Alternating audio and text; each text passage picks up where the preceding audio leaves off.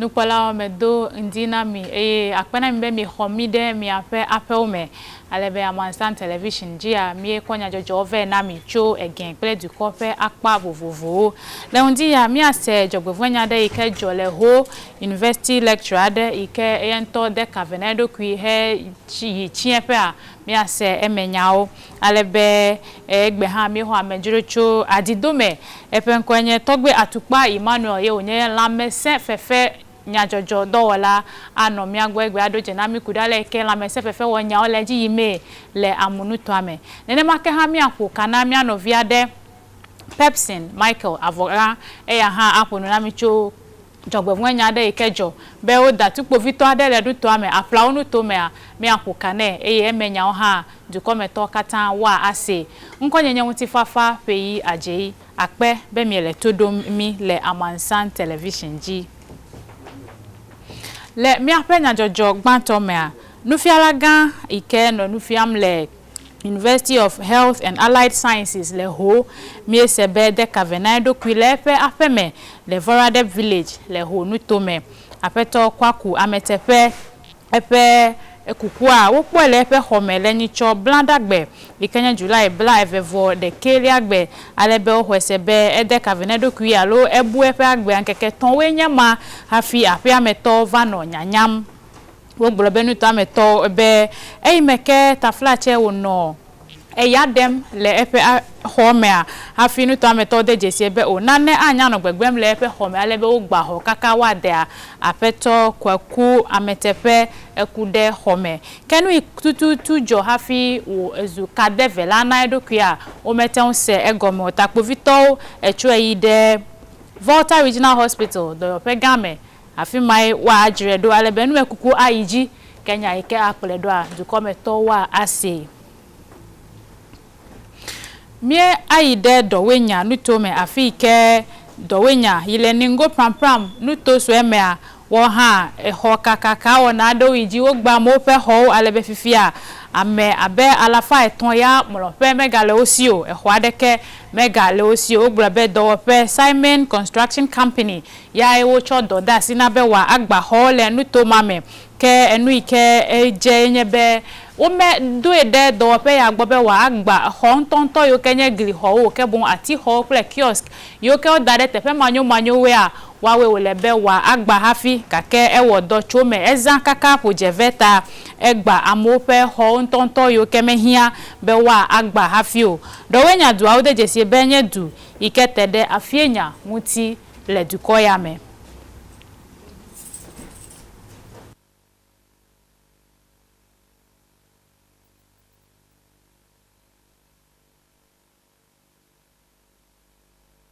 Papa kwesi indum de mebe no yikatutu tai Ghana VGG akwa ope do ope o meton liake le dukoya mewa yenye alaike dukometo ngutonto otafuna nene meao hedia nkopodi wo nti hegblobe taflache odomento adonye joga hola evo menye nene mai wo hele hafio egblobe nenye be echo Ghana do opo cho so pelegbeta do opo abe do opo cho America pele Britannia du come a apobe gbeta do opo wo nwe wo fe ejijeje popo echo afo awu eyi Kenya Ghana to ntoto de ale ike mi anto mi dia asihoho mi atonwu eta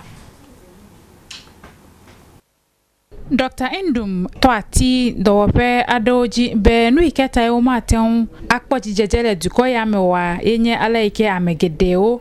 ebua evona we vivieto le dunya henya ogome eye zigede ha ogbona be kesinoto yao akpaganto nye dunya hela de oji dola ota kele nonome ya ota enenye be ameade wodo hekpoga zu kesinoto a medina be wanya eho le dukome godo ta ewona epedo le dodrizizi kpome Dr. Indum nonu pomle University Students Association of Ghana tope takpekpe gan wi atonlia iko wona pesi apia eme the University of Cape Coast le titina nuto game egbrebe nonome wale Ghana dukoya mepegede wenye ya nenye bo cho sokple duko dengo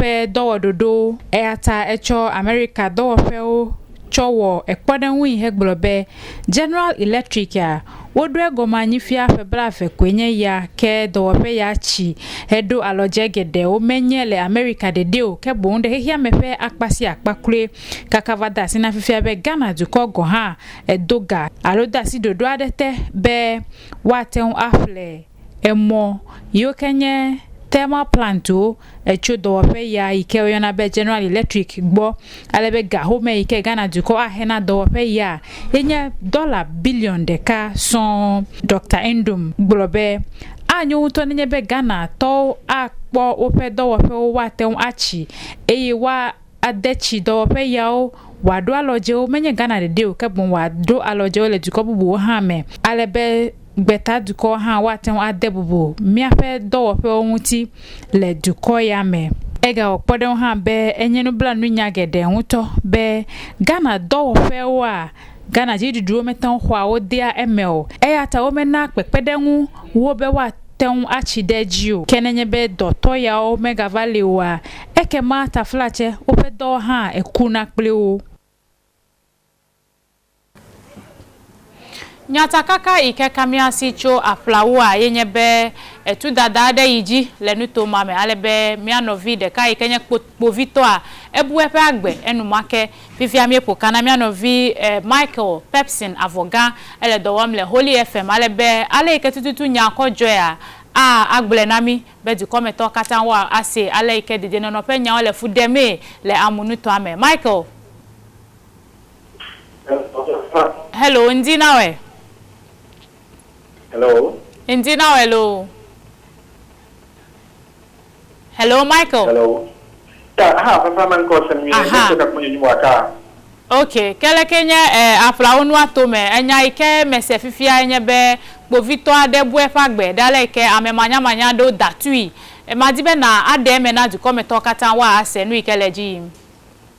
akwere yo mada kono fafade wo de mata ndi ya yinse nyabe gbovito de agbabu ikeme ni kere afuma ipo be o datu gbovito de ike o den anabe akoto wanda kofre Povito ya ntuchi kami setu mpola do ado ka kunta pala menye be povito o de wana to mana mi anya solo ado mpola ado nkuchia afi fi wo wana o sokode aflawu alebebe imeke ngopoto mo resere ditu yo na ba fi wo wana na atote ayata o ku badagba o ado nyablo soja o ple povito nyablo police o ku fi imeke o tatanga jom hana number se ajo blast ya wa wado katanga le edwame ke le fofo ya ma nto do mi akobe Povito ya oji jimba yo ake de sita po ya otutu ajo blasu ya unona hafi no nugbe blawo ayata otu o pa mado da o ba fika tu ma ya unona kele fofo ya ma oyi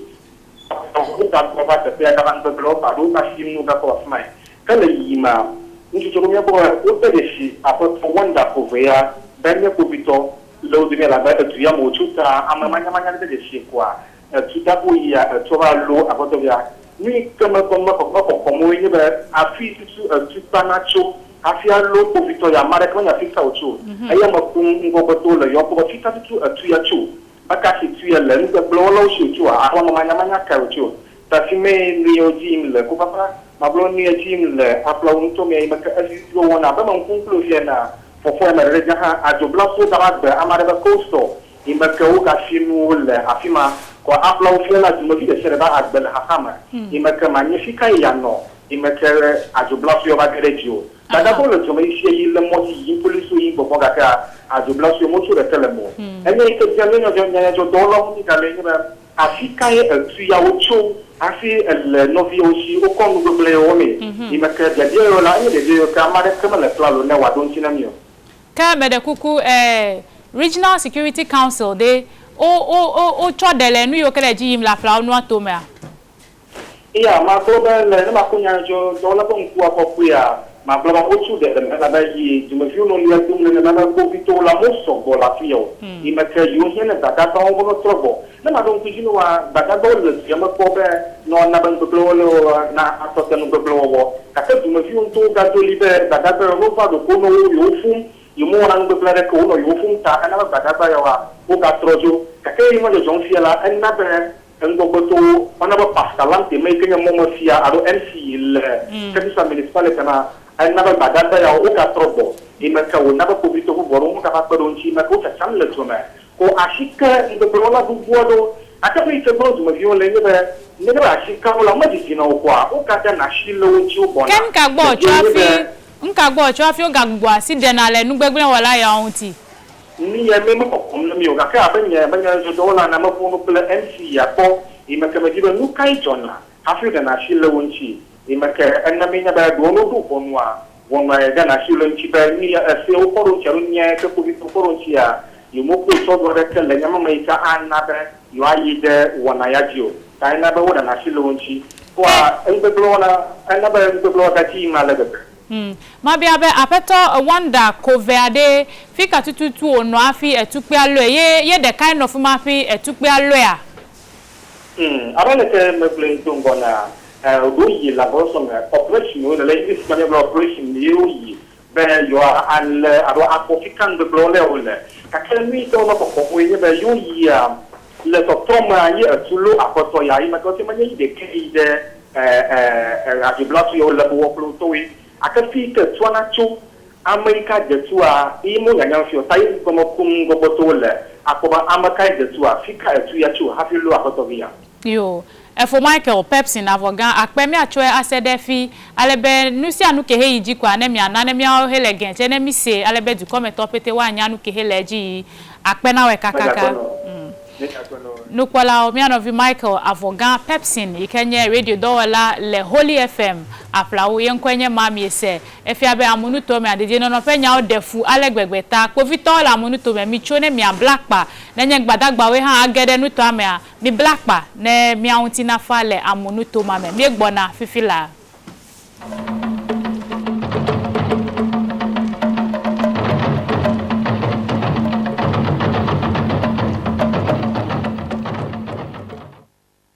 I recommend GN Bank for you. Another bank? Yes, it is an old bank in a new clothing. Our own First National has taken a new look. It is now GN Bank. Charlie, tell me more. First National has acquired a universal banking license that enables it to engage in all banking transactions, domestic and foreign. Wow, this is good. First National, now GN Bank, has the most effective domestic money transfer system called Sika Plus. It enables you to deposit and withdraw anywhere in Ghana, so nobody can rob you of your money. With only 50 Ghana pesos, you can also open the Wodachi account and save 50 pesos every day and begin to enjoy interest on your money. For more information on GN Bank, call 030-221-8855. GN Bank, still the people's bank.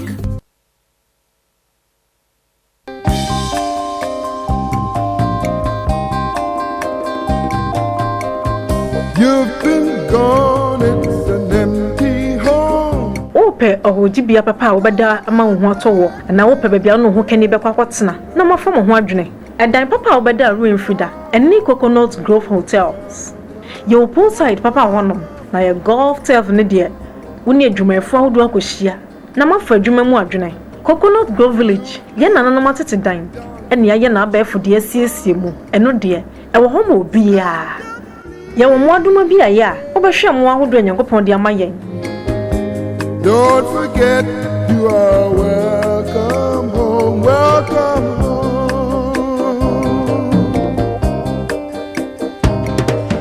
Come with me on this. Ne wa ponkon so apesa wotena mo so emodu tumi kafa hotel no hia omodu betuo Brian Chase si abeje wodan ko www.coconutgrovehotelsghana.com Coconut Grove Hotels ahojibia oba obesanya babiem.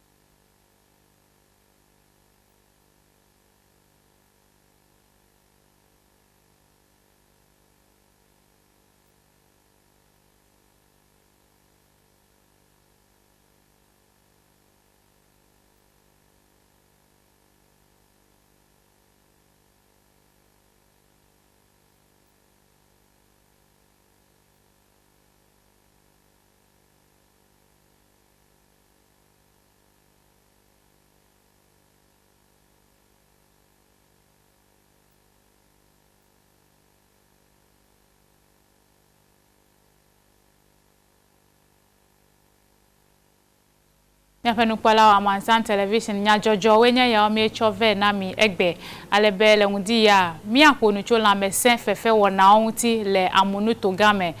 stadium yo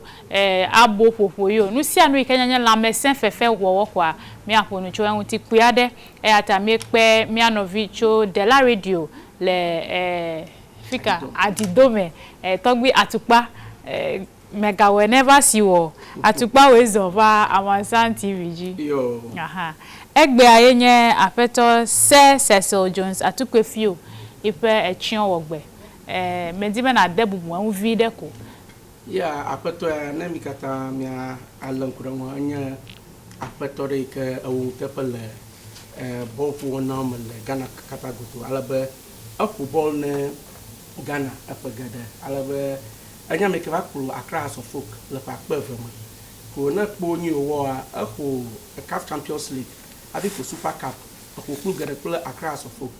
aba apeto a yepe wo pe le bofu nyoma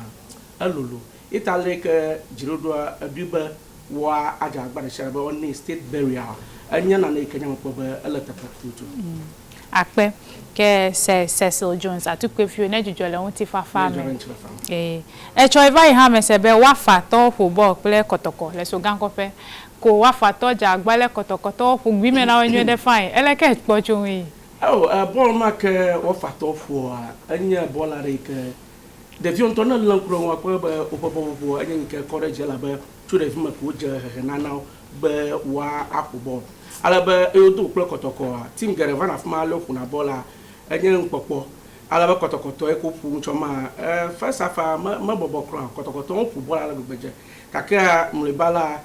ko va get second half ma ye wa fato mo popo va sushi ko yo cho doga onye tere kotokoto ko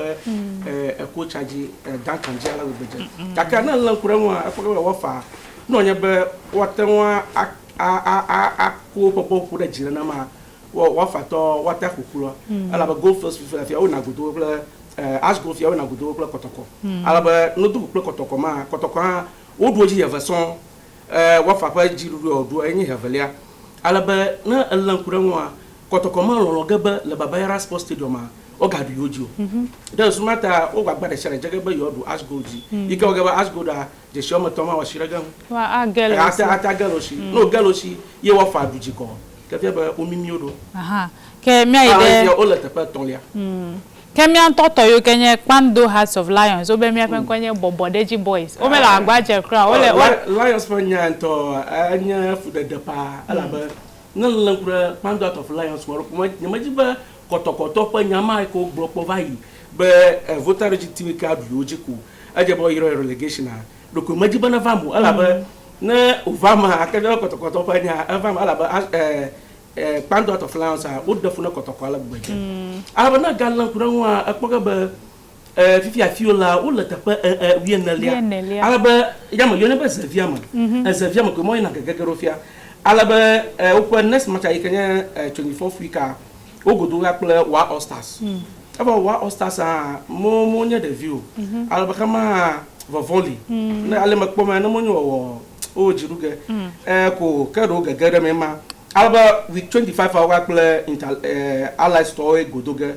it is possible but what do inter allied store ji ke o play BA United fuma ko gbogbo viere agara alaba BA Botolonia mere shara loko ofu da ayigana ma ka ko last match yenya edubiasi anya na neke edivovon itana opa week 24 week 25 moti wona na ko ke afuragano pa ta ajaba waja agbara shara ba wa kwa ro tepe ke unya bodo ama manomia kashina na kase odo ke mabia be Division 2 a nyekpolo mino asem kava ye be Division 2 pen kongo kuhika we le Division 2 a oti voter region bon for one on today ava ugboglo na nya janye atepoto na ava ugboglo ni jonye be Division 2 a o initially o gbono be no ja agbara shere be wa 15 cities wi aton popular de shere ko bo register collective de shere ko America de shere aka city wi aton alabo ka fama ka en ko va do timaro amave timaro amaton timaro amomo avo amablo voton gede amablack tom you register na alaba e va ona na ma ava jakoto be timaro mo te bona goma kpogo alaba ni va joye be o gaba bioji ba maresha na 50 Ghana si the black ton ike nyana na ike amuno petition do the parliament back GFA iya le tom fifi lafia kaka ani ke jona la voter je be division 2 ada register jana gomo kaka o china magbe o woni ala place be la jinu da kama ko shira na mako o ku ikata hunu na yi na ma meti vava bobu vava nyanya meti kpogo ita ba pombe ajaba mi ala kuran probably amu goblombe amela fuma pato Francis Dogbache o bela tap majiji na ajaba na mo mara na gere tapama ala be wakora bela ki ala be voter regina bopu wono manyi kokora ju na la kuran wa hostile voter region ocho o la division 1 fly alaba na mikatame kwea ni no jola voter region na team qualify for ka o dre team na amabubu o ba la tababu ma we ngban la voter region abo wo fa fia hey over basle fie la so ka afma ni jojo yen ba wo fato ale ka team wa afma va bon pour ma hotel ko la afma supporters o gere hotel so mundralao drang koshra shakura ike oba economic wise wo nanakpon amu dokpon wo ita no nyeba team na qualify wo da shi team an odre o yire region bubua kanka o mola na voter region ma onye ike ohia ba olankura ke Francis Dogbache ya ben ko yo fiade ye akata na nyanyamene RFA chairman kuhia akata na nyanyamene ya ezokade olebe na kuhia na onu nachi. Well, adafu kakafia on toba yoje liga goma jege last Wednesday je woje goma kaka de kotoko akpla wofa pa Kenya division 2 mate jeju amaroko ofi ita into me interview la de la radio all the time ela ba de la radio churo la mal voter je pe boku na very good play la masa for now bubuma ala ba me fun akpla ya taflache ko no oglo taflache ike the last time me akun ba pe egbo be la meeting na me yokomo da come ike nye na ike nglo ike nyo me no glo ise be anyobe wa agbo na nyoba ya do dako probably obona lo chira ma fun o tos na de na amabugo na va me akora ba me akpongo gba yi ke sigbe komi anya we wa va anyu mabia nye babia mamele to babia osugbozan ta maga miasio aga fa ke la be gamele mi ho mabia be le de la radio jide ozube fifia abo popo football ya kwenya nu nkomi le sese de la radio jide e ga pona nu chon la mese fefe wona bubu ohun ti a alo football ko ya he won po blogger fi ma ko la mu de la radio nya do para le nya pa mu gan to me kro para amu gan to me pa le other disciplines o ma alba filamon fuma mi pipa ba mi awu voltage fastest runner ikenye na ike jogela voltage ike ma jokpo ike 100 meters 200 meters 400 800 1005 3000 5000 ike ma jokpo alba ma jijigo amianko saga ike miashi ATV to over cover akpe ke producer be gamele mita togbi atupa mana siwe ka ke mega simo atupa magba akwe mi awele doji le de la radio ha yo